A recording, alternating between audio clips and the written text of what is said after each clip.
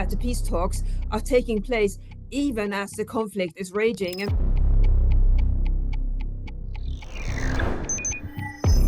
First thing to remember is that it's not over until the fat lady sings. So until the issue of the territory that the Russians want to get from these negotiations and the Ukrainians rightly want to keep as theirs, until that issue is resolved, the talks will essentially have been meaningless, even though a multitude of other issues have already been solved or resolved. So, but that's what it keeps coming back to every single time. What about these territories that Russia hasn't conquered yet or hasn't seized yet, but wants to get through these negotiations?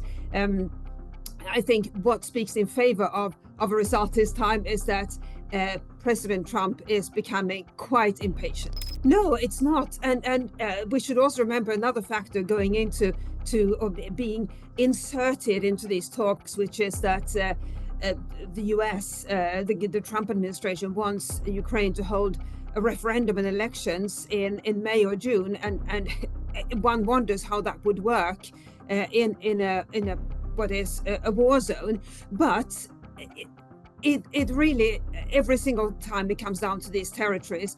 Then what comes after a ceasefire may have been concluded, which would obviously be the first step.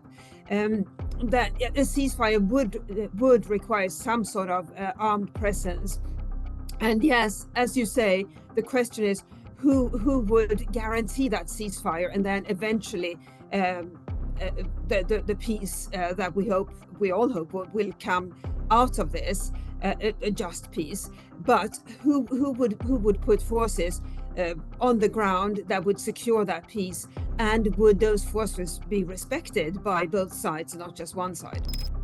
Well, it is, I think, a very positive and courageous step by the UK and France. Somebody has to put forces in, somebody whose forces would be a credible starting point. It can't just be the UK and France, but somebody with a credible military power has to start, and they have made that commitment.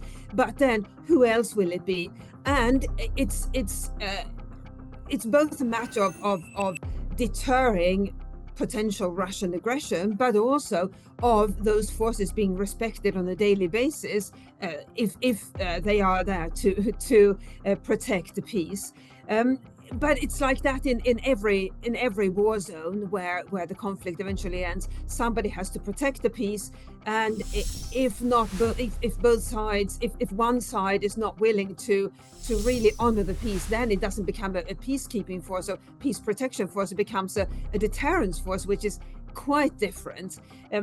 So this is where we are at the moment, and we can just hope that other countries will back up the UK and France, so it becomes both a credible peacekeeping force and a deterrent force. But then Russia also has to make the commitment to honor the peace, and not say, as it often does, well, we wouldn't respect that country, we wouldn't respect that country, or we wouldn't want that or that country or that country to guard the peace or protect the peace in Ukraine. Well, that has been Russia's strategy all along. Ordinarily, you would have peace talks during a ceasefire. So first you would agree a ceasefire, then during that ceasefire you would negotiate a lasting peace.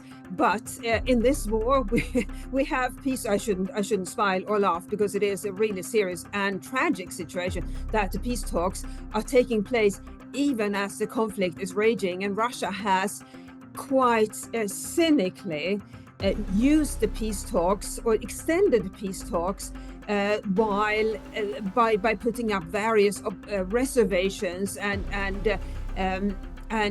various blocks of various proposals, so that it could keep fighting while the peace talks are being continued, are being carried out, so that it could, as you said, make territorial gains even while the peace talks are being conducted.